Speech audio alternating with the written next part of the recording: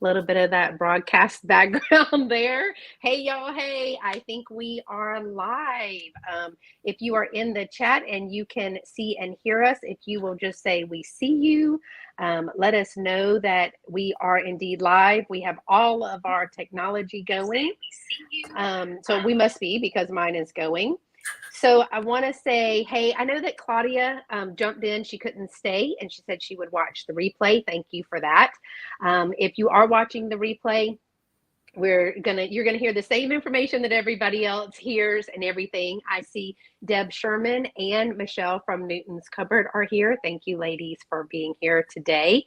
It is a live chat, so please, please, please engage with your questions in the chat. And I am super excited to have some pretty cool guests on my channel today. I have the lovely Barbie from Punk, Funk, and Junk right there. And I have Patrick, trusty Huckster Mercantile, the man with all the knowledge that teaches us everything. If I didn't watch it, I'd be like, the what, the who? And now I actually identified a bashful Charlotte. Isn't a bashful Charlotte? Yeah. Over a frozen flower frog, glass flower frog when I was out. Beautiful. I love when you hear stuff like that. I know what that is. I even put it on video and I was like, look.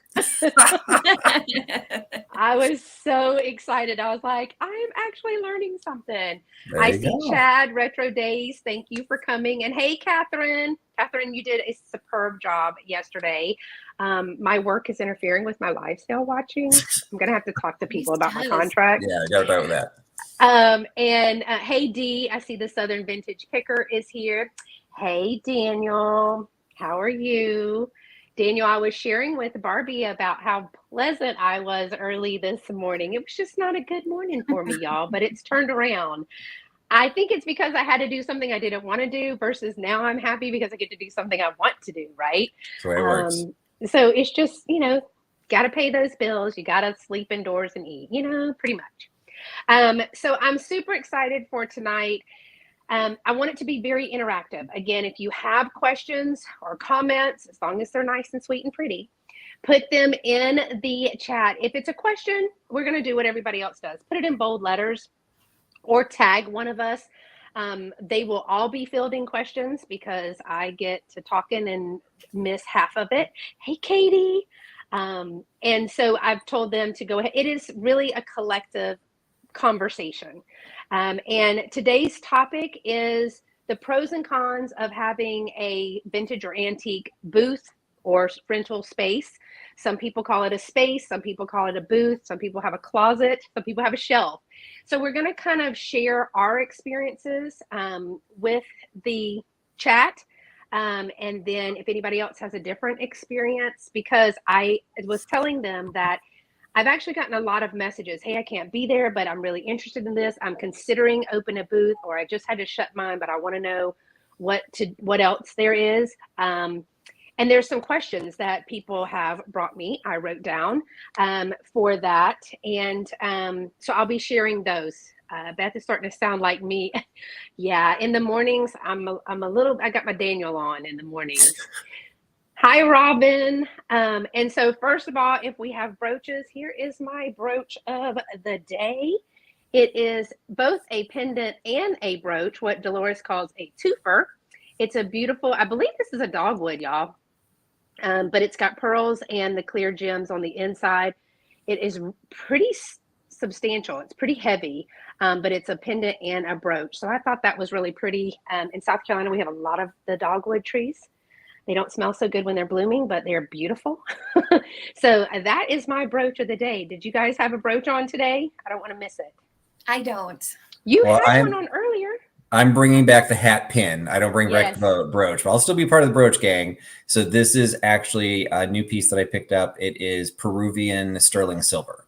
So and I've attached it to the side of my hat. I like it. And I'm liking those, Patrick. I'm liking those. And I see him on Instagram. He's very photogenic. My mom says, that Patrick, you can tell he's been on stage. He's very photogenic. Yeah, you don't see how many pictures it takes to get me to look like that. It's like delete. We don't want that one.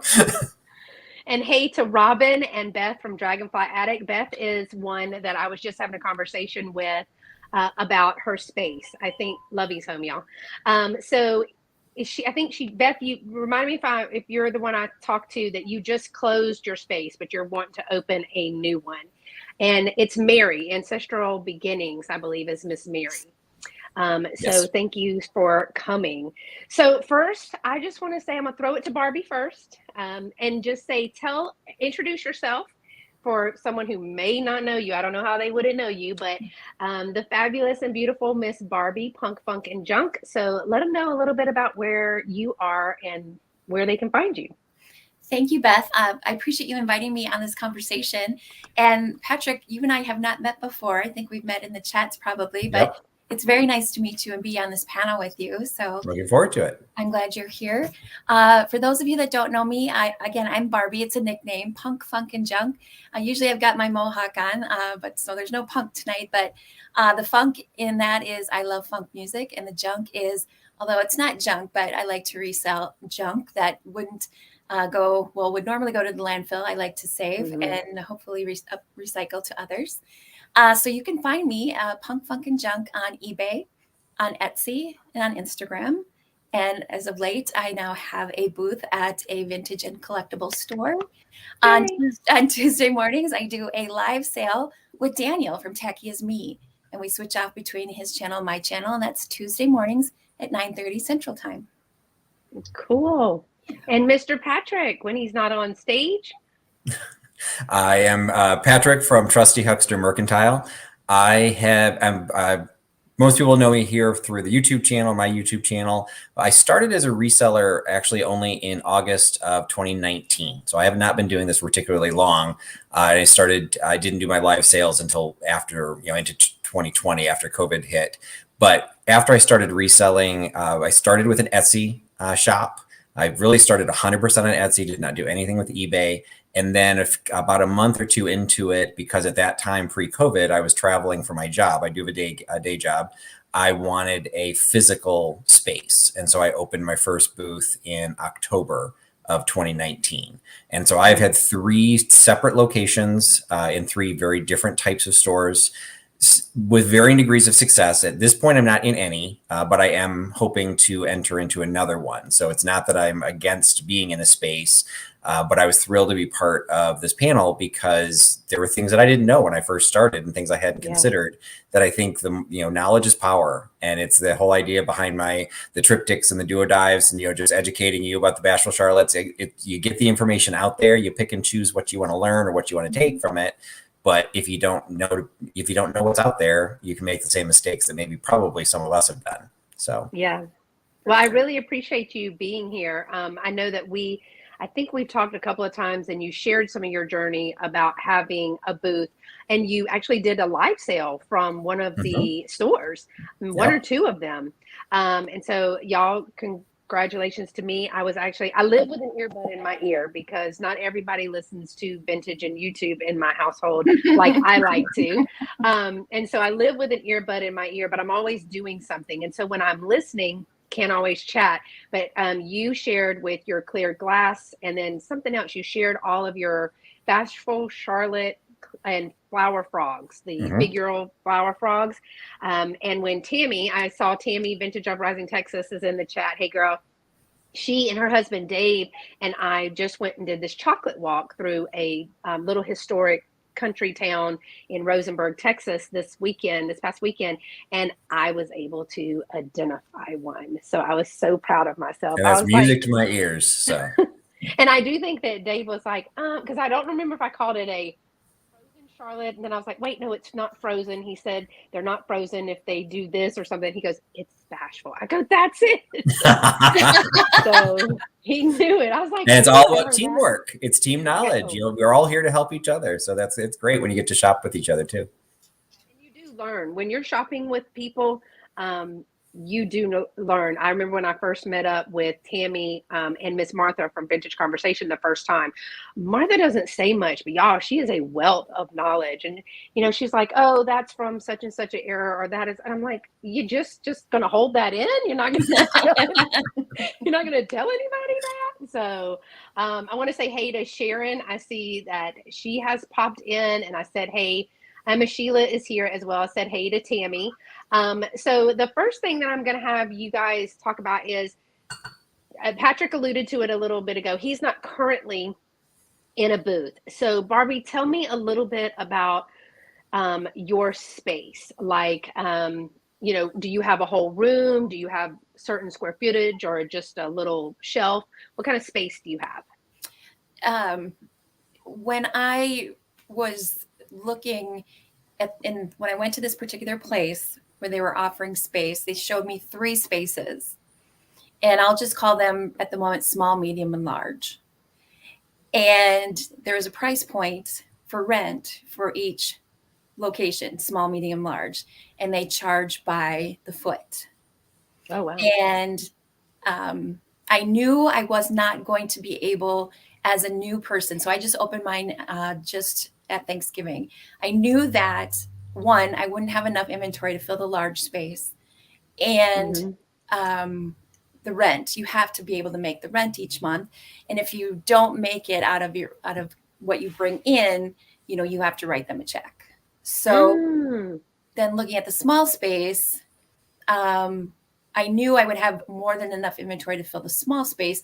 And then I got greedy. I thought, I think I'll be able to handle the medium size space, which is about 6 by 4. Okay. So that's the one I picked. And that's the medium. Medium is 6 by 4. About the medium size, yeah. And then yes, there's a rent fee that I have to pay each month, and then on top of that, I have to work 12 hours a month, volunteer hours. On top of that, but I don't. Well, let me step back. I do have a 10% commission that I pay them on each item. But here's the nice spot about where I am at. Those volunteer hours, when I'm working the register, if someone comes into the store and says, here, I have all of this stuff. My grandma died and I don't know what to do with it. Would you like it? I get first dibs. Nice. Oh. And that is the most wonderful benefit of having a booth at where I'm at. Now, see, that's different. I have not heard many people have that opportunity, because it's like you don't source. I mean, people do that a lot. I do know people will drop off stuff. They do that at my booth as well. And they're like, look, you deal in all this. I'm not interested in even doing the tax write-off. I don't want it to go to Goodwill. I think it's above maybe a Goodwill or a Salvation Army, but I don't want to deal with it. So you can just have it. Now, sometimes she will trade. Like if they find something, she'll say, hey, let's just do a trade. Find something you like, we'll do a trade. And she had a huge turnover of furniture at my booth. I'm at the Glen Flora Emporium in Glen Flora, Texas. Like there's 2 teeny tiny towns, Wharton to the on this side of the freeway, and Glen Flora, which is one road on this side. But it is historically a very old area. There are lots of vintage and antiques over there. And so with hers, I saw she had this huge influx of beautiful antique furniture. And I'm like, where'd you get all this? They cleaned out a house. Nobody wanted it. They couldn't get somebody to come and get it and take it there. So they just brought it to her shop. So which becomes inventory for her at 0 cost. So that's amazing that you get first dibs on that. I get first dibs. And if it's something that's not something I collect, for instance, if it's hunting and fishing or Harley Davidson, then what I'll do is I'll say, I know that there's someone here that is a collector of that. Let me give you their number, or I'll call that person myself and say, hey, there's this person that is coming to the store. Do you want to come down and take a look at what they have? So we all try to help out each other. And that's been reciprocated back to me, where I've been able to get a great ephemera lot from someone who was working at the desk who had no clue what any of that was. And they said, here, call Barbie. She's, that's something she'd really be interested in. And I got very lucky. And then I take a look and I offer them, I say, what do you think of this? Would if I offer you this? And a lot of times, again, they don't know what it is. It's something that belonged to someone in their family, and they say, sure. So that's been a great benefit of having my booth there. So yours is a square footage space. Yep. With a determined preset monthly rent. Yep. Did you have to pay 1 month in advance, or is it? Oh, you did have to pay 1 month in advance. You did, yep. And you have to work, and they take a commission. Yep. So I break it down into 2 6-hours. So it's usually two Sundays. So when I'm not modding Daniel's sale on Sundays, you'll usually find me at the store. Is there a percentage for like credit card fee in addition to their commission? There is, however, the store does cover that for me. Nice. Oh, well, that's good. Mm-hmm. Now, I know that we're all going to have different fees as we cover different parts of the United States. But what did you say? What you're paying for your 4x6 space? $115 a month. Okay.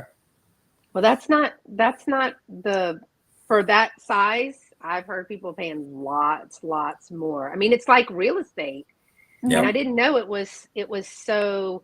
I mean, it makes you just want to get a warehouse and mark it off with tape, but then you have all that other stuff that goes with it and all that. Because what is that per square foot? That's something a little over $4 a square foot. Mm-hmm.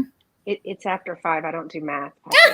After 5. Well, and if you weigh it against, I live in a small apartment, 1-bedroom apartment. And what was happening is my living room is basically where all my inventory is. I've got shelves of inventory, whether it's listed or unlisted.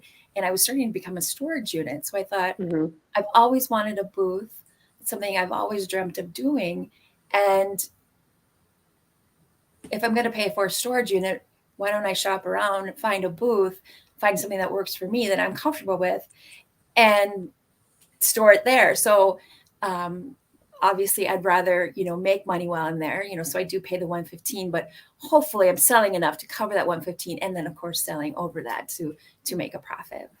Yeah. Because right now, I mean, I have a storage unit that's $178 a month. Now the majority of that, none of that is my inventory. All of that is furniture pieces waiting to be painted, or the staging that when I do the shows, like I have a show coming up on the 26th, and you basically go in and I have to have display pieces. So I have big shelving units, and I have a ladder, and I have 2 huge wooden doors in stands and my own tables. All that has to go somewhere. And it just couldn't keep coming in the garage. We couldn't do any projects in the garage. I mean, we still can't, because let's be honest, I already loaded it back up again. But the whole premise was I could put my inventory in that storage unit, but nobody is looking at that. Nobody has an opportunity to see that. So if you're going to pay for it to be somewhere other than your house, it's probably better that it has an opportunity to be seen and purchased. That was my and thinking. Just pay it pay the fees at a booth. Yeah, that's an absolute great way. And I know a lot of people that were at the booth where I was. That's what they did. Their philosophy was, we're just going to put this stuff in there. Some cases the pricing was odd, or high. I mean, I never want to challenge somebody's prices, but they seemed maybe out of date. And their philosophy was, I'd rather have it sit here and be able to negotiate when I'm working, or if somebody asks, than to just have it sitting in storage or trying to list it all online. Because online selling is not great for all people, and it's certainly not great for all items. You're not going to sell an end table, through eBay. Right. You can, but that's not the best. Shipping is a whole different ballgame. Absolutely, that's getting into a whole new beast. So what kind of items do you then have in that 4x6 space? Is it a mixture of large and small, or primarily smalls? It's a mixture. Now, this particular store is not an antique store. It's called the Vintage and Collectibles. And that was one of the things that I was looking for, because with the generations that are coming up behind us, not a lot of them are going for antiques, unfortunately. So the store that I'm at has a lot of toys, a lot of hunting, fishing, a lot of Harley Davidson, a lot of toys. It's basically, if you were to walk into it a few months ago, it's kind of like a mantiques store. And they wanted to start bringing in more of a female presence to it. So they brought me in and they brought another person in. So what I've got is a lot of what I resell, but I'm an ephemera person as well, like you are, Patrick. So when I filled out my application, I said I wanted to bring in kitschy and ephemera. I sell vintage books. I sell vintage postcards, and then I've got my glassware and my lady head vases. So I have a mix of things like that. And I like odd things. I'm very much into oddities. So anytime I can find an oddity, I'll put that in the booth as well. So I have a mix of items that I put in the booth. So when you had yours, now you don't have it now, you said, but you've had multiples in different stores. Yeah, we're always trying something different. See what can I throw against the wall and what'll stick. Because I started, and it's just exactly what Barbie was saying. You kind of have to figure out, well, what are generations looking for? What in general is being sold or what people are buying? And I started, again, this was pre-COVID. So I wanted to be in a traditional antique shop. And if I go back and do another one, I will lean more towards antiques based on some of the other experiences I'll share. But so I started, again, in August of 2019, I actively started looking for a spot right when I was starting my online business, figuring I had already accumulated some items that I knew I didn't want to ship, framed artwork, larger pieces of glass, things like that I'm like, I really want that physical location. And out of necessity, I was traveling for my job. I wanted something to be able to make money while I was gone. This was before the live sale ideas were coming up. And so I had already had to put my Etsy store at a 5-day shipping period because if somebody ordered something from me on a Sunday night and I'd already left, I wasn't going to be home till Friday. So I had to be respectful of that. And so it was this combination. I really wanted something to be in a physical location. I had no less than 4 or 5 applications in at antique shops in the area. They were all full. They did not have space available. And so again, this pre-COVID, so things changed at COVID, but pre-COVID, they literally did not have spaces available. So I was traveling for my job. I was about an hour away and I found an antique mall. It's the largest. I won't get specific because I'm not necessarily going to speak highly of my places, but I will just say it was an hour away from me. If you want to do some digging, it's in my old videos, but it was about an hour away from me and they had space available. Now, that was also something I should have read writing on the wall. Every place else was filled, and this one had 3 open spaces. Why?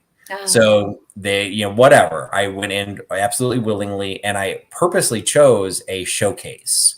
And so this is a little bit different than what Barbie's starting out with. But if you're not familiar with the concept of the showcase, there's versions of it, but it's basically something behind glass. It's locked. And there was a lot of information and intel I discovered after I chose to do this. And same thing, I paid a flat fee to have access to that shelving unit. I paid a 10% commission on top of that. Plus, I either had to work or I had to pay a non-working fee. So I had the option. So it was a little bit, the booth was a little bit more, or the showcase was a little more expensive because I was choosing not to work because I didn't have the time. If all I could do was work on the weekends, well, I'd rather source on the weekends. If I have to give up a weekend, that's one less day I can go to flea markets or auctions or estate sales or whatever. So I chose that. But anytime I'd go in, there were a couple of issues with that specific location that continued on. One, they did not have digitized tags. So the tags were all handwritten, which meant, which in and of itself is not that big of a deal unless you're checking out and you're buying 20 items. It takes forever. Right. Yeah. But from a reseller standpoint, if you're looking at a location that only does hand-done tags, you really have to ask what your inventory access is going to be. I had no knowledge of what I sold. This place was an hour away. So until I drove there to get my rent check or the check for my commission or my sales with the printout, I had no way of knowing what I had sold. So I'd have to just put a bunch of stuff in the trunk of my car with the hopes that when I got there, my showcase would be empty and I'd have enough inventory to refill it. That was a huge issue that really dictated where I went next. Because if you also do the timing, I started there in October. I wanted to be in there by 4th quarter. So this is a good time to be researching where if anyone wants to open a booth, this is a good time to be researching, if not planning to move in, because you want to be in by fourth quarter. Yeah. Yep. Depending what you sell, if you're selling anything that's a giftable type idea or decor, fourth quarter for Christmas is going to be your biggest selling. First quarter is going to be the worst. So anybody that's in a booth right now, don't be scared if your sales aren't very high, because they will pick up. So you kind of have to monitor that. So I was in a traditional antique shop. It was defined by, I could not have anything in my showcase that was made after 1971. So everything had to be true, not, true vintage, if not getting into antique. The prices were decent. The showcase was about 4 feet wide and about 5 feet tall. And each shelf was probably about maybe 1.5 feet deep. So it held quite a bit. And it was only $45. And then I had to pay an extra $30 to cover my work, since I wasn't going to work. So for me, it was $75. In the 5 months that I was there before it was shut down for COVID, I only made my rent twice. And that's just by revenue, not even by my profit margin. And a lot of it was when I would go to refill my case, I'd kind of like sit back and I'd watch what people were doing as they were walking the floor. People don't like showcases. They don't like to ask people to open them. Yeah, I don't. To bother people. And I love smalls. So I live in front of showcases. Yeah. But I also know I'm very annoyed if you've got stuff that I want, but your tag is tucked under or hidden or something, because then I feel guilty asking someone to unlock the case just to find out the price, to find out that it's more than I want to pay. Right. So I at least was doing what I thought was the best thing. I made sure all my tags were always visible. Then, of course, somebody would go into the case to show something when I wasn't there, and they put it back without the tag being shown. So you got to clean up your booth every time, trying to reset all of those. The showcase, it was what I needed, because at that point I was selling 100% smalls. Everything were small. They were stealable. They were pocketable. It was one of those cases I felt I needed to be behind glass. I started shifting what I was selling when I moved into the next booth, because it shut down for COVID and I was required to continue to pay rent, and we were not allowed to go in and grab our inventory. So I couldn't even switch some of the smalls to sell online. I was trapped there. I understood, like, everyone was in difficult situations at that point. I stayed a couple months after they reopened. But at that point, I'm in Illinois. For those that don't know, I'm outside Chicago. People weren't shopping, or at least they weren't shopping the way they used to. And so suddenly there just wasn't anybody walking through the store. And so I moved out. So then I moved into another location that had a waiting list, had been on their waiting list. They shut down as a result of COVID. They went out of business. The owner stole everybody's money. It was just a lovely story that happened there. So one of the people that had a booth there kind of took it over. They took over the rent of the space. It was a more traditional, like maybe what Barbie was saying, and it was more of a lifestyle center and decor center. And I was the only one that was true vintage. They sold vintage, but several of the booths sold the vintage look. So they were selling. Katie referenced that a lot of them are, can't remember what you said, Katie, more like the shabby chic or the country chic, and stuff, which is what a lot of people like.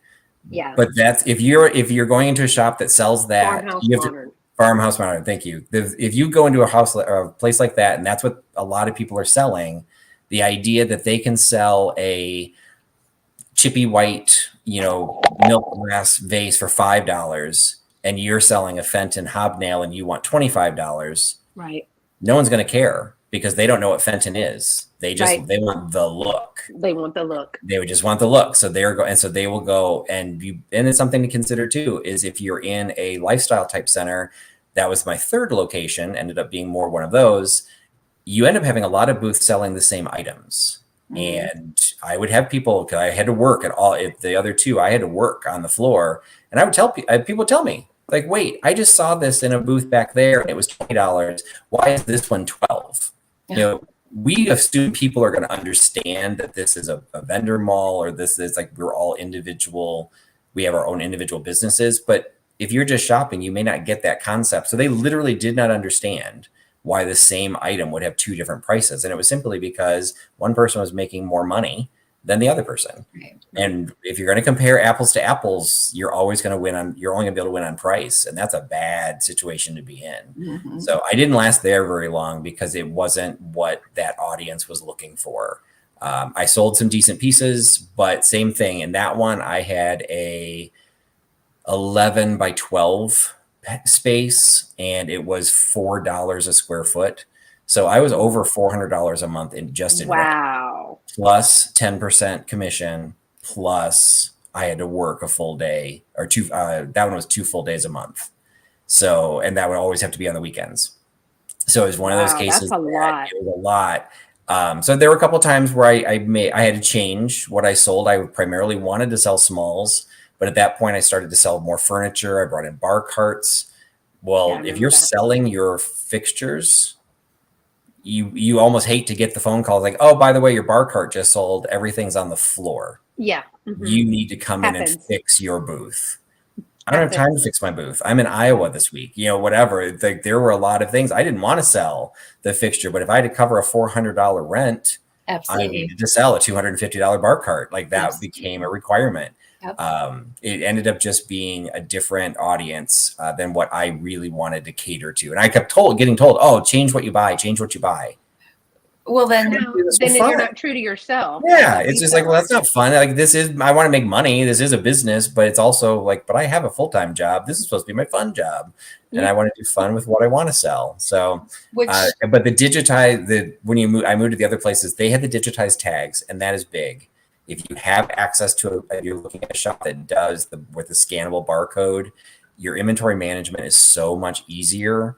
And it's great to be able to keep track. Like, okay, this is what I sold. Particularly, you're selling something that might be available in multiples. Like if you're doing maybe, design upcycling things, or you're doing some of the Scrabble tiles or whatever, you can get a running idea. Oh, okay, I just sold 10 of those Scrabble tile frames this week. I need to make more. Now that's not what I wanted to do, but that's kind of using the vintage to turn it into the design and that that kind of aesthetic that people want, and you can be very successful as long as you can manage that. Yeah, I saw that Carrie KCATX is in the chat, and I'm so excited to see her. I never get to see her in a chat. She's always working. She said, "Dang, you could rent a studio apartment for close to that instead," which is so true. Which is why you have to take that into consideration of price. Like I'm outside the Chicago suburbs, so our rents might be a little bit higher because what I was paying wasn't even high end. There were places that were even more than that. The most I found was $4.75 a square foot, which is actually, I calculated it for Barbie. That's what she's paying. She's paying $4.79, but $4.75. But then they take a 15% commission, but they don't make you work. So you have to kind of look at all of those pieces. So it's kind of like, okay, well, you're not making me work, but you're taking an extra 5% out of everything that I sell. Is that worth it? Sometimes time is money, and people don't take that into consideration. No. So you need to, like, you kind of have to figure that out. But when every day you're starting the month, most places will bill you or work with you monthly. On the first day of the month, if you're starting in the hole $400 or $500, that's a lot of makeup. You have to figure out, that's a lot of salt and pepper shakers. You have to try and sell. Get yourself out of that hole. So it really changes what you need to sell. And that's why I kept evolving as I changed each location to figure out, well, what are people looking for? And what my aesthetic is true. It is true vintage. I really want those unique pieces. One of the items, things in the chat, I think Katie was quoting what George, the Antique Nomad. You have to have the best one, the cheapest one, or the most unique one. I'm always going to go for the best, but I'm always going to fall back to the most unique. I never want to fall back to the cheapest. No, I agree. And one of the things that you consider is, depending on the type of store that you're in, and this was something I was learning while I was there. It just wasn't a lesson I wanted to continue to learn. For the people that are coming in for the aesthetic, I would sit there and I would have a Hager vase. We have Hager all over the place around here. We'd have certain types of product that was available. And I would know, okay, if I was going to sell this on Etsy or eBay, it's worth $40 or $50. So I'm going to say, okay, but I don't have to pay the fees. I do have the online fees, but they don't have to pay the shipping. So maybe I would mark it in my booth at like $35. I would put it literally at the lowest end. So if somebody sat there with their eBay and checked, oh, this is a good price. Yeah. But what I discovered was in some cases, they don't know anything about the brand. So if I had something that was $10, they would look at that as a piece of garage sale garbage.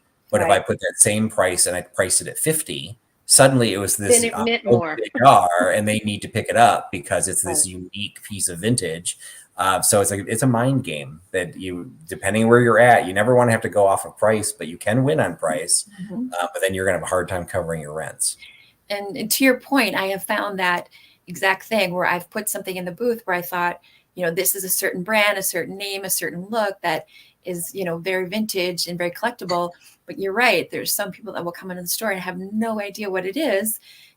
And it will just sit there. And so now I've realized some of those things I will have to list on eBay or Etsy. Other platforms. Or you have to educate them. When I was in my second location, I feel like I'm this jaded person, but like in my second location, when I did that, and I was in my second and third locations at the same time. I was trying to figure out which was going to. That was a lot of rent. It was a lot of inventory, but I really wanted to make them both work because I thought they had slightly different aesthetics. But in the second location, I had an entire shelf for, if people are familiar with the Korok brand, the phenolic resin black, primarily bowls and trays, but they're all inlays. The story behind that I find fascinating. So I literally printed up a little research card that said, this is Korok. Anyone can serve a drink. Korok starts a conversation. That was their marketing thing. And I would sit there and explain how all of them are unique and that even the two of the same design could be inlaid with different colors of wood. So, these are all unique pieces. And I was able to sell them that way. Like they sat on they just languished on the shelf for like a month because people just saw these as black plastic, with weird pictures on them. But you suddenly start saying they're mid-century modern. They're each unique. They're marketed at Korok, and you tell them what they have. Suddenly $30 was totally worth paying because they could then tell their friends, hey, look, check out this cool. Look, this is all inlaid stuff. Like this is all done by hand. This is cool. So sometimes you have to educate your buyers, but you don't always have the luxury to be able to do that or to get them in your booth long enough to let them get educated. And to your point, you almost have to have something in your booth, I have found, that will grab their attention to pull them into your booth. So whether that's lighting or whether that's just some piece that's just going to grab their attention, I have found, to get them to come in to read those pieces. Because when I'm working the register, we've got the cameras or the monitors right there on the counter, and I can see when people are just kind of darting in and out. Of course, some people will come in and they're looking for something specific, but to actually get them in to browse. Now, I'll go into a store and I will take my time and look around because I'm a reseller and I'm looking for some specific things. But a consumer is just gonna, unless there's something that's gonna grab their attention, they're gonna be in and out pretty quick usually. Yeah, recognize most people do not shop like a reseller. Exactly. So for those who are trying to set up the booth, you kind of have to step back and say, well, wait, how do I do this? And look at it from a shopper's viewpoint. And to Barbie's point, particularly if you have a larger booth, and I would say in this area, the 10 by 10 size is fairly standard. I don't think I've ever seen any that just had a 4 by 6 other than a showcase. But if you're dealing with something 10 by 10, you're physically walking into the space. I mean, that's the size of a small bedroom. If you want to get somebody's attention, like Barbie said, with lighting, with anything, make it at the back of your booth. Make them walk in. Don't put it at the aisle. Yeah. Because if you've put something shiny at the aisle and they catch their attention there, that's great. They might even buy it, but they won't see the rest of what you have. And once that shiny item's gone, you don't have anything else to attract anybody else. So, and that was also my biggest struggle. Have a place close enough that you can go in and babysit it every once in a while, whether you have to work it or not, because people will absolutely destroy your display, whether they meant to or not. They're going to shift something. They're not going to figure it out. And you're going to have built the most beautiful Instagrammable vignette of glass and florals.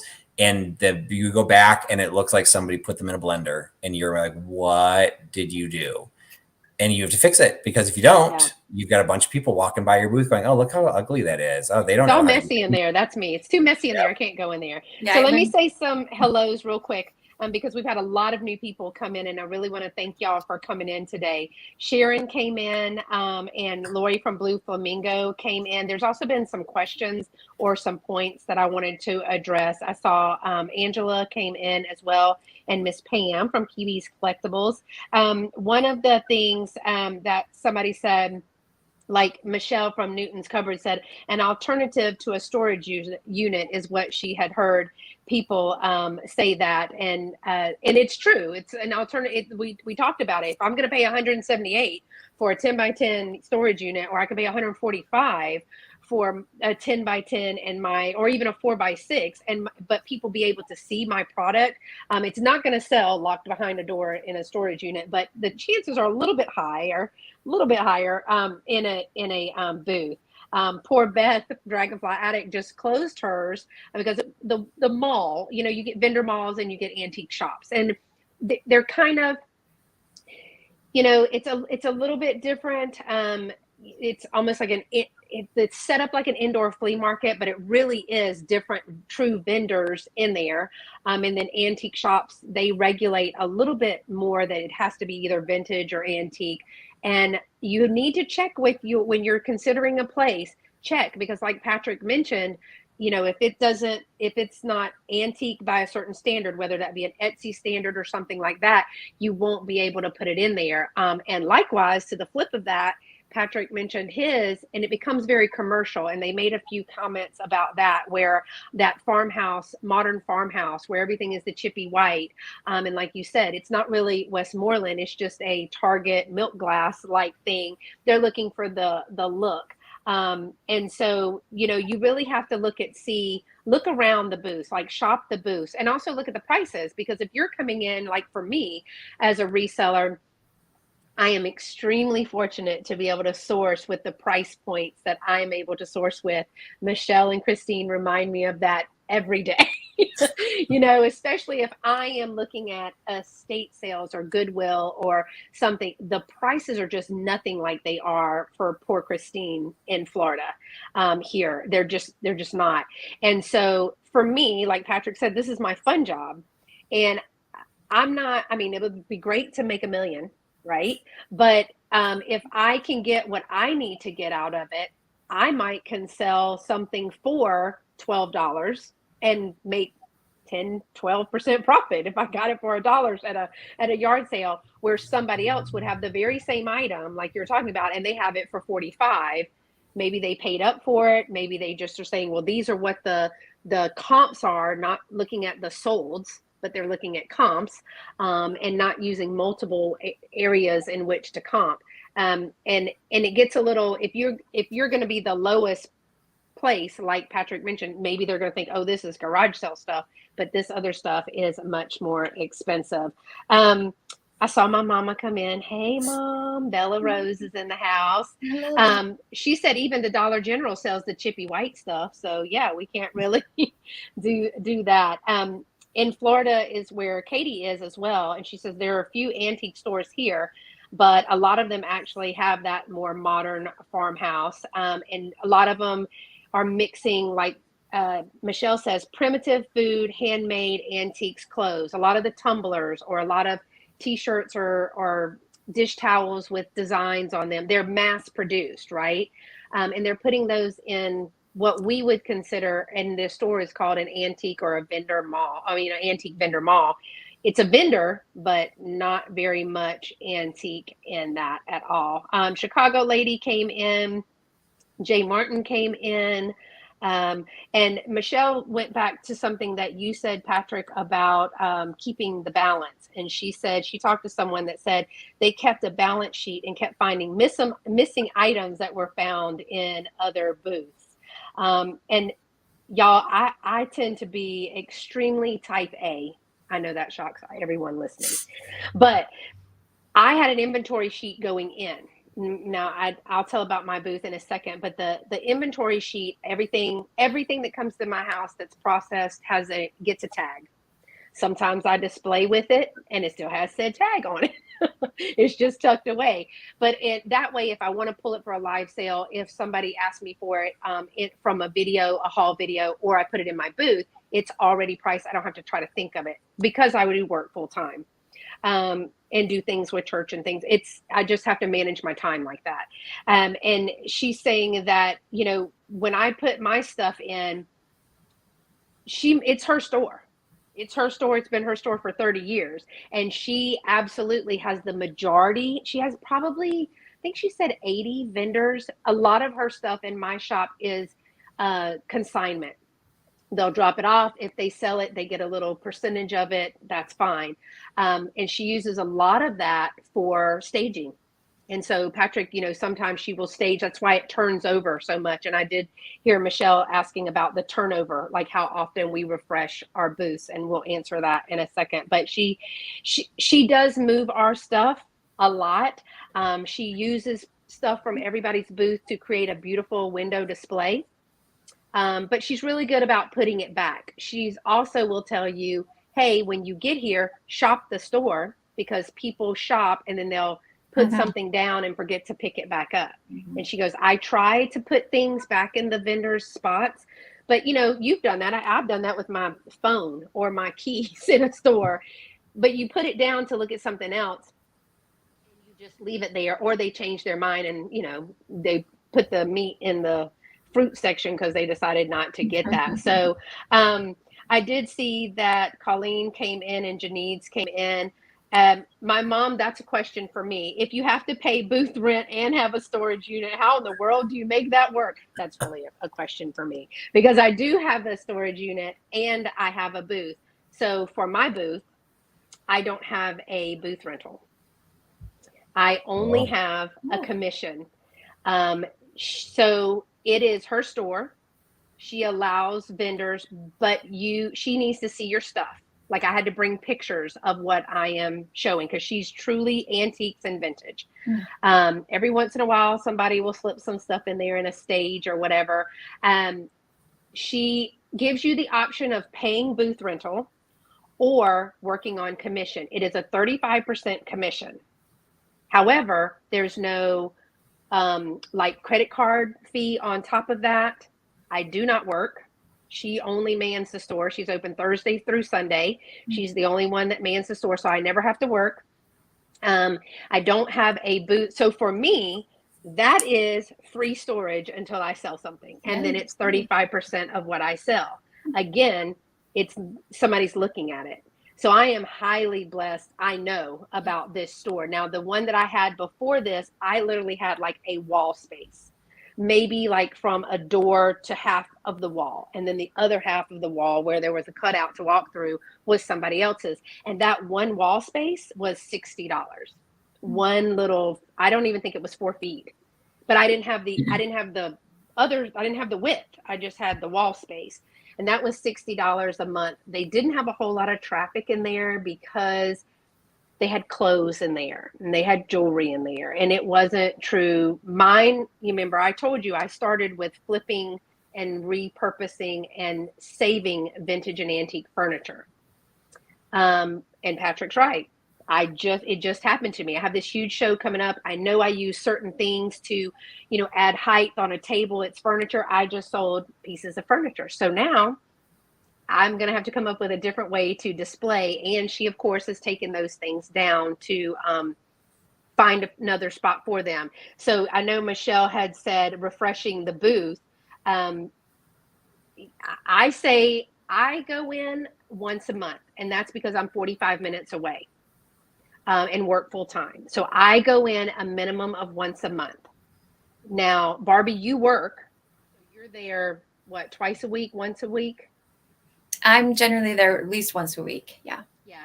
And Patrick, when you had yours, how often would you go? The one that was farther away, I would make it a point to go twice a month, just because I also had to figure out if anything had sold and refresh it. The other two were very close to home. And so I would hit theirs at least once a week. And typically I would hit it on a Thursday or a Friday before the weekend traffic, because that's when the bulk of the business was being done. Now, the other thing to be aware of, depending on the type of store you go into, particularly if you're going to a lifestyle or a design store, the third location I was in, it was in the contract. You were not allowed to sell Christmas in July. Wow. Your fall decor had to be gone completely gone by December 1st. Wow. And they actually wanted Christmas decor to be out by September, October. So they had structures, and you were allowed to do sales up to a certain time, but by the end of January, all Christmas had to have been pulled from your booth. There was no clearance area, there was no section. And the first location I was in, this is also something to consider. There is a philosophy. Everyone's going to have a different philosophy, but there is a philosophy. Some people will put a higher price on it and then say 25% off sale. Or I have one that I go to quite a bit. They've tripled all their prices, and then they have these aging signs that are all curled and sun faded that say 50% off. Sales signs will draw people into your booth, but if they know what they're doing, they're also going to recognize, okay, well, you just took this $10 item, priced it at $30, and now you're trying to make me pay $15. Exactly. Right. It's not going to necessarily be for the long haul, but some stores will just let you do whatever you want. The very first location, you could only have sales during certain times of the year. They did not want people to get used to, coming in and having a booth that was just always on sale. And then that one, I can't remember the paperwork if you were required to have I think you were required to have a sale, because then when they promoted it, the sale could be 5%, but when they promoted it, they could say the entire store is on sale. And so when you came in, if you only had a 5%, most likely your booth was going to be skipped over. But, it was much more structured. And so some people like that, but some people may not, so you have to make sure that whatever the vendor mall, the antique mall, whatever the place is, that it just meets your business aesthetic as well as your design aesthetic. Mm-hmm. And, just a lot of it is like, I left the last store because I didn't like selling alongside the vulgar dish towels and the cocktail mixes and like all those. I thought there's anything wrong with buying those things. No, but they're not vintage. They weren't. It wasn't the audience that was being marketed to were the audience that wanted those items. So they weren't necessarily like, yes, there is a little bit of an overlap, but I would have much rather seen marketing and advertising that promoted. Look at all the booths that had glass. Now, some of the vintage booths, there were only 10 of us out of 80 spaces. There were only 10 of us that sold vintage. We tried to do our own marketing, to try and get people to say, hey, come in. There is vintage here. It just, that wasn't the overall. So some places, some of my co-vendors are still there. They've had to modify. One brought in clothing, not vintage clothing, just brought in clothing. And then the hope is while they're shopping for clothes, they'll see these cute things and they'll buy the vintage alongside of it. But others just said, you know what, this isn't the place for me. And there's nothing wrong with walking away. In most cases, the vendor probably has people on a wait list. So you're not doing anybody any harm. If you walk away, find a place that's going to fit everything that you think you want till you learn more. And you're just like, I'm going to try to do it differently next time. Yeah, that was a question that Daniel had. He said that recently, and remember again, Patrick, you mentioned that this is first quarter. Sales are usually really down in stores. Now, online, I think sales are still doing, people that are doing eBay and Etsy, they're making the sales. I have a lot of friends that do eBay and Etsy. eBay Although even there, people are commenting that eBay sales are slower, or some big sellers are saying, "Wow, I just went an entire weekend. This was the worst weekend in sales I've had in 10 years." There's definitely exceptions to every rule. He was asking, if you're not making booth rent, doesn't pay commission, but if you're simply not making booth rent, how long before you call it quits? How long before? For me, I do like 3 months. Luckily, I didn't have to move out of the other one because they closed. They got another job and they shut down the store and they moved, which also put me in a tailspin because I'm like, oh my God, you know how much stuff I've crammed into a 4-foot wall space all the way to the rafter that was built up. And I was like, OMG, what am I going to do with all this stuff? So I frantically began looking, wasn't spaces, or I'm not willing to pay that. Now, I am frugal. We'll use that word, but I am. It is a business, but I have other options of things. I mean, I started out with Facebook Live sales. I did pop-up shops in my home with other people who made things. So the reselling kind of thing has been there for a while, but I know I don't have the time to do the eBay, the Etsy. So I was like, what am I going to do? Well, I found this other place, luckily. Now, what I have is probably a little bigger than, I'm going to say it's maybe 10 by 12. It's after 5. I know it's bigger than a 10 by 10. But it also has wall with pegboards, side walls with pegboards. I'm outgrowing my space, but she just says keep, cramming it in there. She likes spaces very full. I am a minimalist. If you saw my house, anybody, if Tammy from Vintage Upright Texas, I think she came in for the first time. She was like, "This is it." Yeah, this is it, because it makes me nervous. Like, you have to clean that. You have to take all that stuff down and dust it. So I'm one of those people that go in and clean my booth. I clean it, I dust it, I sweep it, because it's an old building from like 1936 is when it was erected, and it's just drafty and rusty and crusty itself. So I would do 3 months, and then I would have to say I'm done. So I mean, a lot of it is depending on when you start. Unfortunately, I mean, the calendar's the calendar. If you start now, it is going to be difficult to know what could be. In my cases, I was going into each of these locations pretty much going into the fourth quarters to say, okay, I'm really going to measure this based on, this should be the best I'm going to perform. This should, there's a huge shop hop, and that take that type of stuff into consideration, or is the location you're looking to move into, do they partner with a bunch of other stores? Do they do social media? I left one of the shops I left it go through January, and my January, I did not cover my rent for January. And they, of course, they said, well, you're new, you need to understand. I'm like, okay, first of all, do not condescend to me. My ex-wife and I had a retail business that was also very seasonal. We, for 10 years, ran a quilt shop. So, all of our numbers were based on, we knew we weren't going to make any money during the summer. Who is putting a heavy, quilt on their lap in the summer? That's a indoor winter activity. So you have to make enough money during the, for this type of thing, maybe in the fourth quarter, or, you figure out what you think the highlights are. You need to make enough money there to carry you through the slow months. So if you start in a booth now, you're already starting in the slow, so you don't have anything to live off of. So even now, if you were to use 3 months, somebody just said, I think it was Newton's Cupboard, just said the lowest eBay sales in 4 years. Yeah, a lot of people were saying their sales it's are low. Definitely now, other friends issue. are telling me they're different, but in different locations, COVID is still being treated in very different ways in different places. So there are going to be times that people don't want to shop. So, but the best thing you can remember is, in most cases, sounds like Beth had a slightly different situation, but in most cases, the people that are working in the store have booths there. And if you can find, you need to go in at different times. Do not just base your decision to move into a shop on the weekend. Oh my God, look how busy this place is. Look how full the parking lot is. Oh, this is awesome. No, go on a Tuesday, go on, try and go on your lunch hour or whatever, and just see what kind of traffic they have, and find a booth that is not identical to what you're selling, because you don't want to compete against them, but would be complementary to what you're selling, and just ask what their experience is. They'll be pretty honest. I had many people ask me in the place, in the third location, particularly because it was brand new, what was my experience? And I was very honest, saying my experience has been negative. However, this is why my experience is unique. What are you selling? What are you trying to do? And in some cases, they're like, oh, I think I'm like, well, then why don't you go talk to Nancy? She sells more like what you're selling. She probably has a different, experience.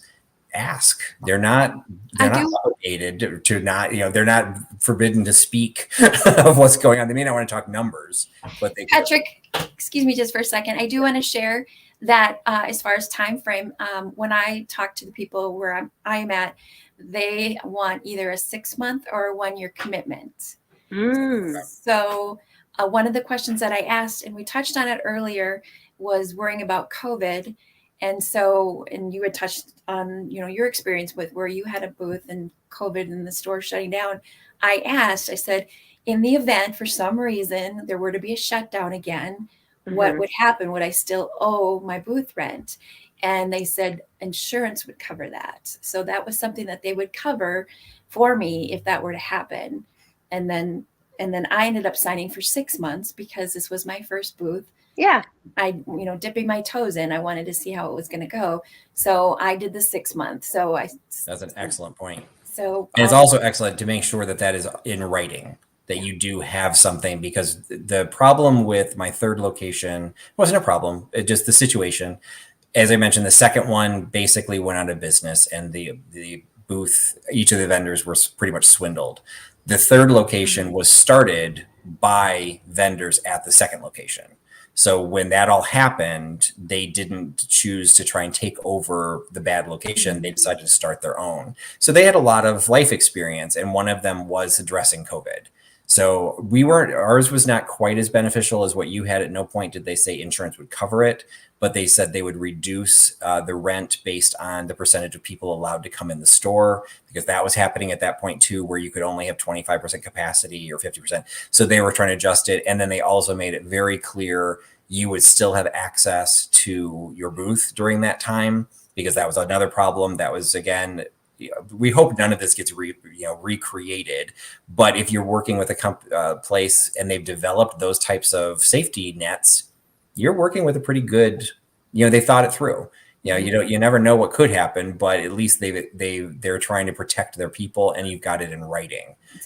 Where the disadvantage was, I was told they're building the location. There was told that there would be a minimum of 25% of the spaces would be dedicated to true vintage.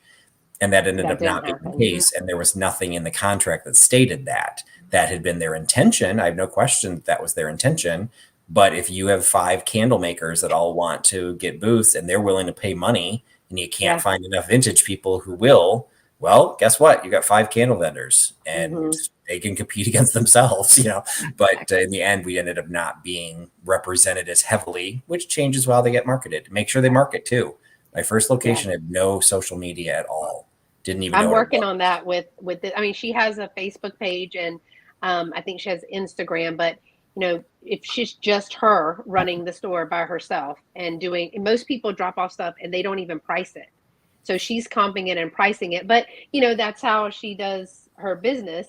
And, it's worked for her right now. It's also, she has a lot more say. So, that's just one more thing to think about is the promoting. Because I remember when Patrick was in one of his, he was doing live sales with other vendors' stuff just to bring attention. He was doing lives when he would go in and refresh his booth. He was doing lives when he was doing all of this stuff, showing not just his booth but everybody else. I remember that on Instagram. I saw Christine in Kitschy Corner come in. Michelle asked a question, and I am gonna talk about that. And the Antique Agenda, thanks for dropping by. Deb Sherman came in as well. Michelle asked, and Kim from Oh My Vintage, Michelle's asked me if I was comfortable telling us what your profit is like a monthly example. So I don't know if I can give you a definite answer. That's the first, because what I have to do is every month you have to have $40 in profit before she will cut you a check. Okay, so that means after you sell and she takes her commission. Now she does pay the taxes, which helps on my end, because she's paid the taxes. So if she pays and reports the sales tax, I don't have to do that. It's already done. So that's a big thing for me. Anything that's in the financial world that makes it easier for me, I'm your girl. So she also, she will tell you okay, this is how much you sold it for. This was the tax that was collected on it. This is the percentage that my commission was, and this was your total. If your total profits after all that are not $40 for the month, then she won't cut you a check, but it does roll over. I mean, and that's just good banking, because it's expensive when people lose checks. You have to stop payment, they've moved or whatever. I can say if I average it out, I'm guessing that bring home clear is anywhere from 100 to 300. It just depends. And let me tell you why. One month it was like 500 and something dollars. Well, I sold a $300 desk. I had flipped a $300 desk. I actually sold it 2 hours into being in the booth. That's awesome. I put the booth in there and I was like, I love this piece. It was my first flip. It was beautiful. And I had it staged like Patrick was talking about. I mean, it was Southern Homes and Gardens. And 2 hours after I walked out of that sucker, she sold it. And I thought, oh my gosh. And I would say or do we lose Beth? I would just to continue to see if she comes back. I wouldn't be able to say overall exactly what my profit would be. I have no problem sharing information. Yes, I'm frozen. Okay, you're back. Well, you're back now. So it does. I don't know why it's doing that, but so she sold it and everything was moved. So you kind of moved my cheese. I had that picture perfect. And, you know, I always do like a short or an Instagram post after I leave there. One, I take a lot of pictures of my booth, and I'm going to recommend this tip. When you get your booth, one, get yourself an inventory list of everything that you put in your booth, right? Because then what you'll start doing is canceling it off of your inventory list. And when you're there, you will then check to make sure said inventory has not been moved, misplaced, or mistaken for being paid for. So the other thing is when I take pictures, because I have so much, I have things in all different areas, I'll go, wait a minute. Part of the bonus to being so type A is I go, there was a three candle holder right here that was beside this thing, and I start looking for said candle holder. And there were things where before she started using my inventory number, I have a booth vendor number, but everything has an inventory number. Before she would say, okay, 3 candlestick holder. And I had to ask her, please put my item number, because there were a couple of times where the prices were not exactly right. Like it was marked at 18, it was sold for 8. Okay. I can't get mad about it. I have a really great gig. I'm just like, it's sold. Hey, sweet Nate. And so, you know, I say, take pictures. One, promote and post. That's what pictures are for. But 2, when you go back and things are missing, then you'll go, I'm talking about this thing right here. You know, and she'll go, oh, I marked that as a such and such and such and such. Now it's a different situation because I have gotten her to use my inventory number, and my report has inventory number, what I have on the tag, and then all the other information. I haven't had a lot of theft. Did y'all experience theft? No. I did not experience a lot of theft, but the booth across from me left because of theft. They said they were doing upcycled. They turned belts into bracelets, and then they would upcycle them with flowers and brooches and whatever. And they said that part of their business model is they expected up to 10% of their inventory to be stolen. Mm-hmm. And in this location, that had jumped to 40%. Oh. And so they had to leave. They said that there was just no way to protect it, you know, beyond that. But I might have had some theft. That's also where this goes back into the type of store. If you've got the digital tags where you enter all of your inventory into a system and then you're printing off that system and they're just scanning it, there's a lot less question about, well, was this a candelabra or was this a candlestick holder? Right. You know, is this the 1 piece or was this the 3 piece? And it also protects what was the bigger issue with the hand done ones is the mispricing. Like you said, something you thought that you price as 18, but they saw the one was part of the dollar sign. And so they just did it as 8. I just had the opposite experience. I was shopping in an antique shop that had the handwritten tags. And what actually even worse, what they had was, it was a Queen Anne Victorian home, and there were different booths within it. And 2 separate booths that I happened to purchase items in were just like, it was a stack. Everything in this bowl is $5, and another one, everything in this bowl was 10 cents. Oh. And so I had picked up all these buttons out of the bowl that was everything was 10 cents, and then went and picked 4 brooches out of the somebody else's booth that all the brooches were $4, but I put them all in a little bowl that I was buying. And so when I went to the checkout counter, I gave it to them, and they started writing them all up and gave me all 4 of those brooches at the price of the buttons. No. Oh, wow. So they ended up giving me the total. And I'm like, that seems really low. And so as a reseller, you're like, hold on. Well, yeah. And it's like, you know, and I'm sorry, trusty Huckster right here. I'm a Huckster. I'm trusty about it. I'm like, wait a minute. Where's your, I asked her to show me because it was all handwritten. And she had something, I don't remember now what the number was, but something like 24 at 10 cents each. Oh, wow. Like, oh, wait. No. And I'm looking at the rest, and I didn't see anything at $5 each. I'm like, oh, wait. And so I opened up the little bag and I said, no, these are not only $5 a piece, they're from somebody else. This was somebody else's booth. And like, oh, thank you. They're just so sweet about it. I'm like, oh my God, if I was that vendor, I would hunt you down. I was like, that was a major mistake. And it was lucky that I was being honest, because otherwise those people would have walked into that display case and said, okay, I am missing, one of them was a Trifari brooch. I am missing my crown Trifari. I don't see it as being sold. And there would have been no way to track it, literally no way to track it, because it had gone off as a button. And the one that was the buttons, she just had, just buckets of buttons. Like I'm sure she doesn't know how many she had. So I will not go to a place that still does the handwritten tags. That's just me, because then also as a buyer, I absolutely detest going up and then sitting there and waiting 25 minutes while they're sitting there trying to cut the tags off, or worse, trying to rip the tags off of a piece of an ephemera or whatever. And I'm like, please don't do that. They have to do what they have to do. And I feel guilty as a buyer that I'm like, you know what? It is expensive to start a digital system. I get it. And it's a lot of people don't want to do it. But if you're looking to get into it, at least explore that as an option, because it doesn't cost you as a vendor anymore, but it's so much easier to control. And then you can go in every day. You can go in every hour. Did I sell anything? Do you got anything sell? You can totally check your inventory. And Michelle, I saw the question to you, Barbie, from Daniel and Patrick. They're talking about, like, in these small towns, like I watch Michelle's videos and she'll get a whole bunch of them stapled, because each vendor gets, like, if you these 5 things came from this vendor, their own page, and this is what this vendor came from, and she'll go, I have this whole stack, and then she has to figure out to tell us what she made.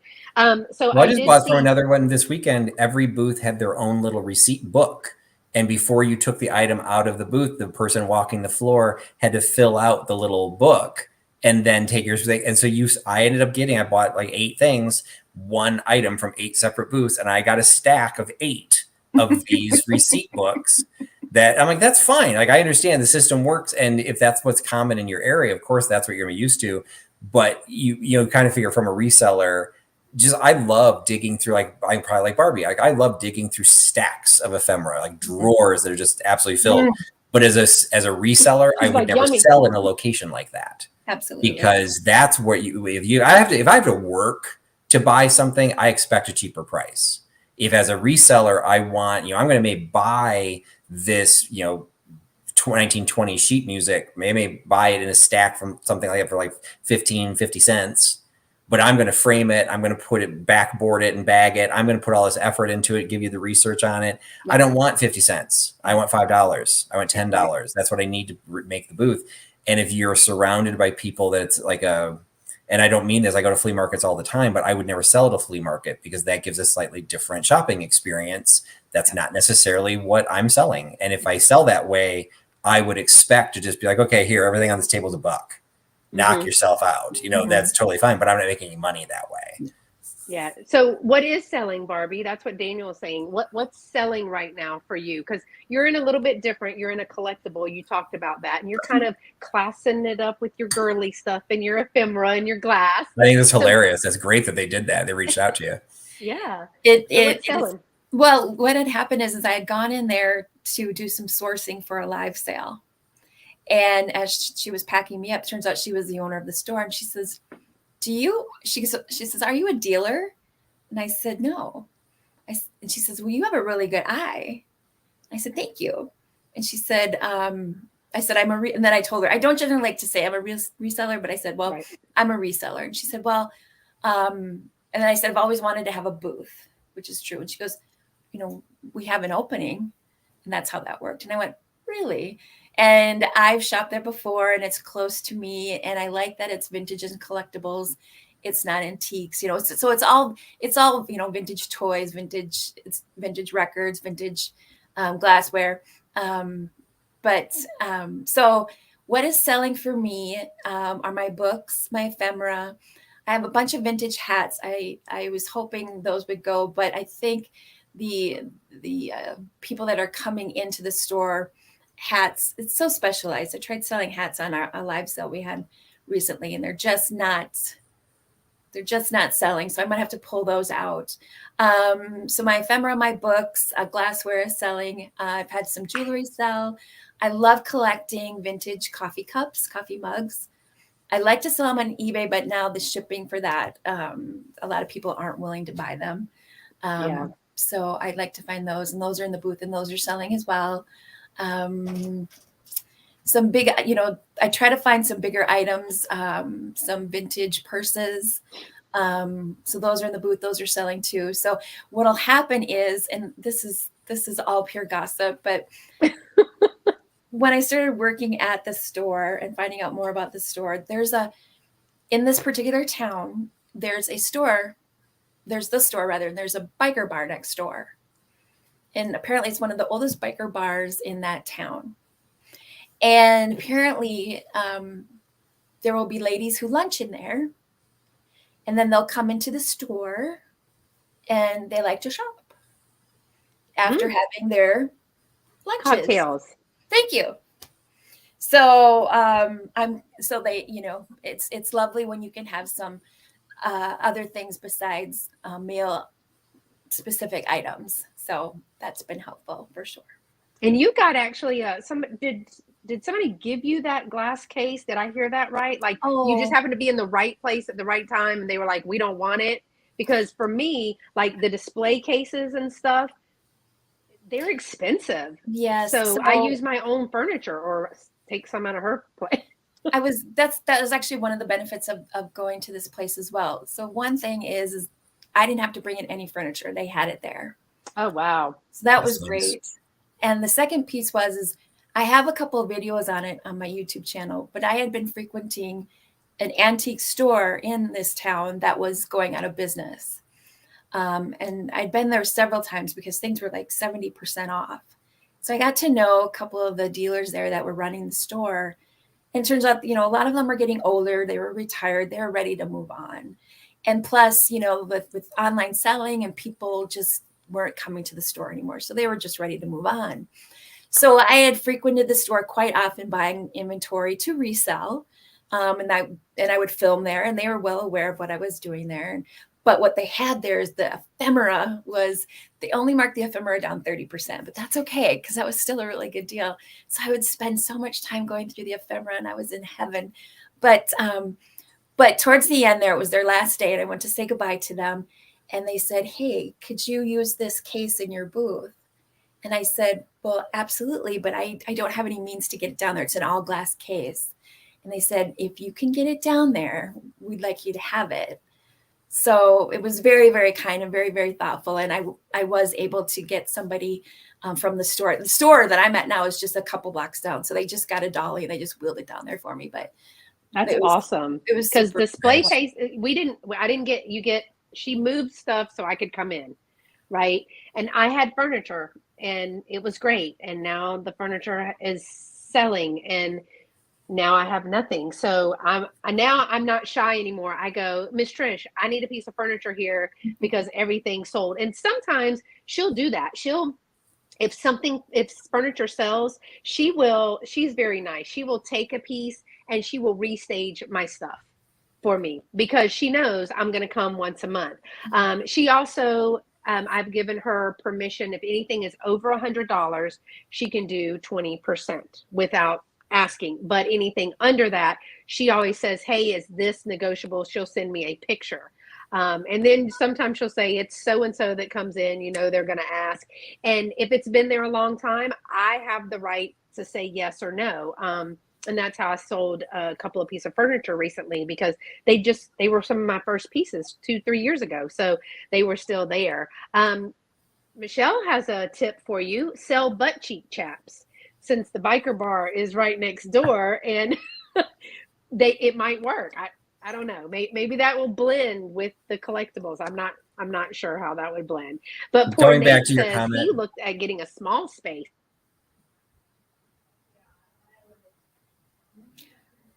Go ahead, Patrick. Did we lose Beth again? Okay. Go ahead. I was going to go back to Beth's original comment, and now I've, of course, forgot what I was going to say. So clearly you can't say butt cheek check. There you go. We're just going to block you down. I was going to just comment that the discounting aspect is actually a really important point to say. And I'm not sure if Barbie, if this is in your paperwork, but all 3 of the locations that I was in, that was part of the paperwork when you signed your contract, what you were, if you were going to allow them to offer any sort of discount if somebody asked, or they would say, like in one case, they just said, we will offer a 10% discount of anything over $100. So just be aware of that, depending on what you're selling. That one was in the contract where I was doing primarily smalls. And I don't think I ever had something tagged at over $100. It wasn't even an issue. But for people that are selling furniture, if you're selling a $600, sideboard, and they're automatically going to give 10% off just because someone asks, well, you may need to adjust your pricing, to reflect that. So you need to know that in the contracts that you get signed. Yeah, that's a good point, because they told me that they automatically do 10%. So they said, just know that in your pricing that we're automatically going to do that. So figure out your pricing. So plus the commission, plus whatever percentage, like for those of us paying the rent, you have to put it on top of that, because it's going back to the question was, what's your profit? A lot of it would depend on how much you made that month, because there were a couple of months that on paper, all right, my rent was $420 a month. Hey, I sold $450 worth of merchandise. Well, 10% of that went to my commission. 420 was then due for the rent. I owed them money at the end. So those cost of goods was 100%. So everything that got sold, I made 0 money on any of that, because it all went toward the overhead. So. And I'm not a high pricer. I'm probably an underpricer. But my friend and Lovey were like, look, if she's going to get 35% off the top, then do you really make what you have to price it so you still make some profit of it? Because it's gas to, get it over there and, all this kind of stuff. And so I did have to increase a little bit of the prices. It's still working. Sometimes, like in these slow months, I think January and February's check are together. I think January and February's check is going to be together. She said, I don't have it where, like Patrick says, I can look it up and that itemized thing. But she gives me an itemized sheet that is used for taxes and all that kind of stuff too. So I mean, we're going to close out here. This is a great chat, and the people in the chat actually have had some great questions and some experiences. What would be, as a newbie, we'll let Barbie start. As a newbie, what's probably one or two things that you've learned straight off the bat, like tips that you could get? What is something to just think about if somebody's thinking about it? When you first start, don't go in to make money, because you're not going to make money right away. And that was actually some advice that someone gave to me after I started. I was there setting up my booth, and I'm glad he said it. He was a dealer there, and he was very thoughtful and kind. And he came over and introduced himself, and he said, and I just want to let you know that for the first few months, you're probably not going to make money or a lot of money, but just keep at it. It's going to, you're going to.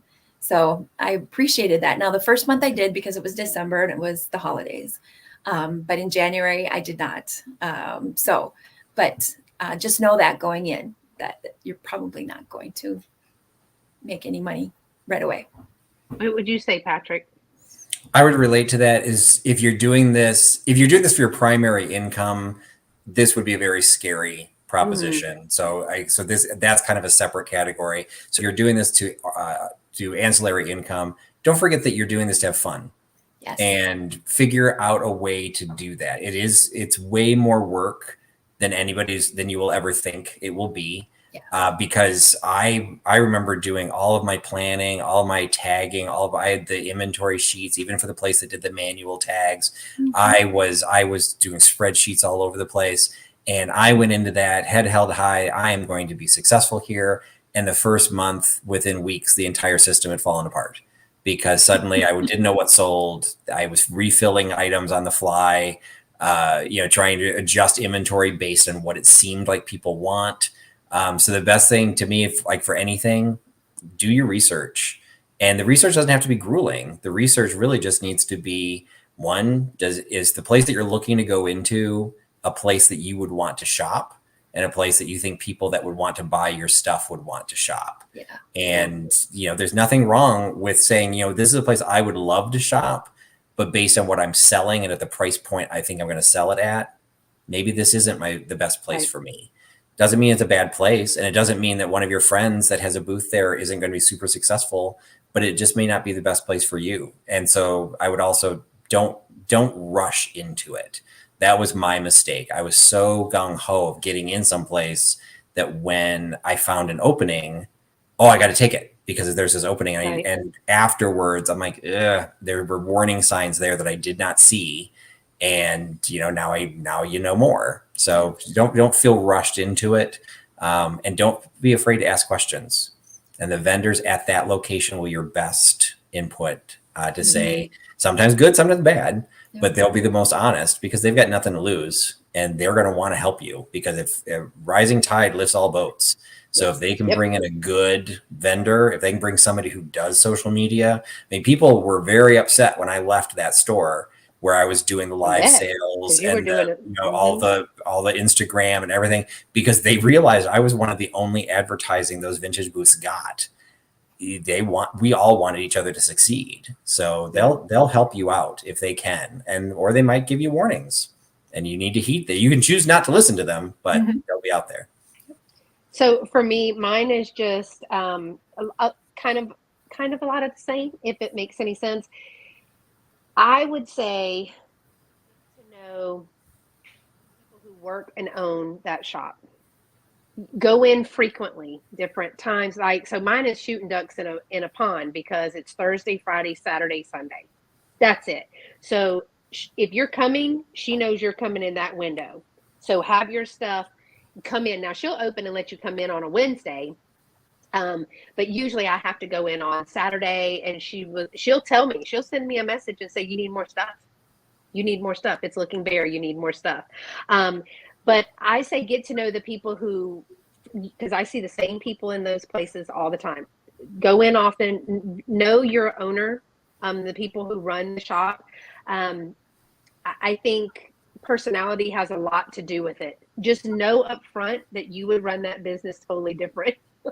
For me, that was it. I was like, I have such great grandiose ideas, but no, I don't have any time nor the desire to really take on that. But, you are contemplating it and this stuff is just sitting in your house or this stuff is just sitting in a storage bin. I'm not a fan of the contract. That's a commitment issue. That's mine. That's my whole thing. I'm not a fan of a contract. If you're going to do a contract, do a low end contract because like you said, you don't know what is going to happen. But if stuff is just sitting, collecting dust at your house, nobody's going to see it. Let it sit and collect dust. Yeah, you're still going to pay storage on it, but at least somebody has an opportunity to see it. And the probability of it selling is higher than it is sitting in a storage unit. And you're still paying for it to be there. So I'm one of those people that I'll do a lot of the research, but at the end of the day, I might fall flat on my face. But if I thought it was a good idea, I'm probably going to do it. And my mom's probably saying amen in the chat or something.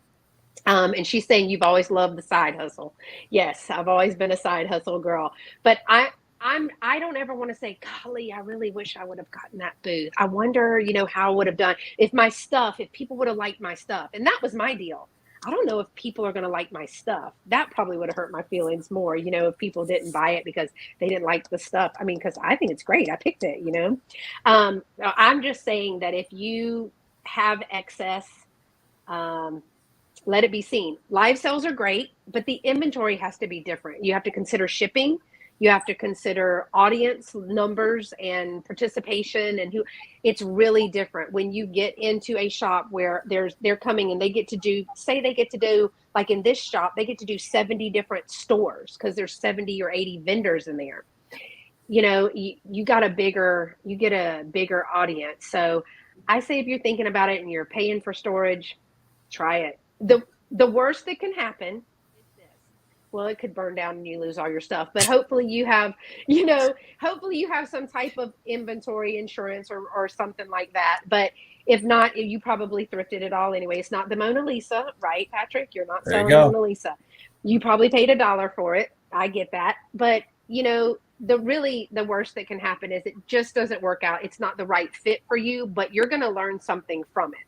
Yes. And don't be afraid to admit that. Yeah. If it's not the right fit, don't dig in your heels and just like, no, I'm going to make this. Learn from it. Move on. Hello, 3 different locations. Just at some point, something will stick. You've got to learn. And the philosophy too is for just about everything in life. You can only make the best decision you can make on the information you have at the time. You may learn something while you're in it, but you didn't know to know that. So you never should second guess what you've done if you made the best decision based on the information you had. Yeah. And hey, Baker's daughter, I didn't see you come in, but hello. And I agree, Patrick. I mean, you're just it's like anything, you rode a bicycle, you drove a car, you got to keep trying. So I really appreciate you coming. I know, Patrick, you're about to be on, and I'm going to give you 15 whole minutes to refresh yourself, but aren't you coming? No, actually, because I'm still on my late night. I actually have to leave for rehearsal. So you got me until, and then I will go straight to rehearsal from this, then come back, and then I will do my late night show because I'm still on my later time slot right now. Okay, so you're on at what time tonight? So I'm at 11 p.m. tonight, and 11 p.m. Eastern, and I will it's just be a live chat and a little bit of a live haul showing. I'm not actually having a sale tonight. And when is your next sale? Do you know? Yeah, I'm actually not sure. I've kind of put off the sales while I'm in this late night slot. I've got a very different audience. The last couple of sales, I wasn't having as much fun doing them because it's 11 o'clock at night. It's a late at night, and then I was getting more West Coast people, so then suddenly shipping was more expensive, so that always got in the way. So I'm trying to figure out. I may be making changes once I go back to my regular slot, which is right after yours on Thursdays. I might be changing it up a little bit. So I will be doing a shop hop drop sale with Beth, and that will be in March. And that will be that. Actually, the reason I'm doing that one is because that's opening night for the community theater production I'm doing. So I can't even do my late night slot. So we're just going to turn it into a shop hop drop. Yeah, I had a good time with them. I will say on drop sales, I don't show as many items, and so you don't sell as many items, but it's still an opportunity. I get a lot of positive feedback, and Christine started those. I have to give her props for that. A lot of people say, I can't attend or participate in a live sale because of this time or whatever. Mm-hmm. But on a drop sale, when they're open like that and they have an opportunity to go back and watch like a video, I get tons of positive. So I'm glad that you're doing that again. And I thought it was a fun idea. So it works timing wise for me. So that's Thursday, March 10th. And that will run from 6 p.m. Eastern until midnight Eastern. There you go. And Barbie, what's coming up? Do you have to get your social? Like Daniel says, get your social. Thank you. I will see if you're interested Tuesday morning. Techie and Junk is what we are called. And this next week we will be on Daniel's channel. Excellent. Y'all, I don't have a sale coming up. I do have videos every Tuesday and Friday. And because I have a 8-hour big, huge vendor market, we get about 15 to 2,000 people, even in COVID years, coming through that vendor market. So there's a lot of inventory that needs to be had for an 8-hour show. You set it up the day before, you work it that day and break it all down, pack it all back away and put it back in storage. But March, I'm just going to straight out say that I don't know what happened to me, but it's going to be March Madness. I have more sales and chats than I probably have ever done. But as long as there's a spare spot on the calendar, let's fill it up, Fill it up. I mean, who cares? So I really appreciate y'all being here, and especially you, Patrick. You got a long day ahead of you still. No, I was happy to be part of it. Thanks so much for inviting me. This was fun. Thank you, Beth. This is great. Yeah, I loved it. And y'all in the chat, thank you so much for coming. Check out their channels. Patrick is Trusty Huckster Mercantile, and Barbie is Punk Funk in Junk Barbie. It's all linked below. They both have Instagram channels as well. Make sure you subscribe to their channels as well as mine. I'm going to pimp myself out like Daniel does. Make sure that you give it a thumbs up. If you're rewatching and you have anything, put it in the chat or the comment section. We do read those, and so we can add to that too. So we will end tonight, as I always do, with y'all stay pretty and be sweet. Bye-bye. Bye, everybody. Bye, everybody.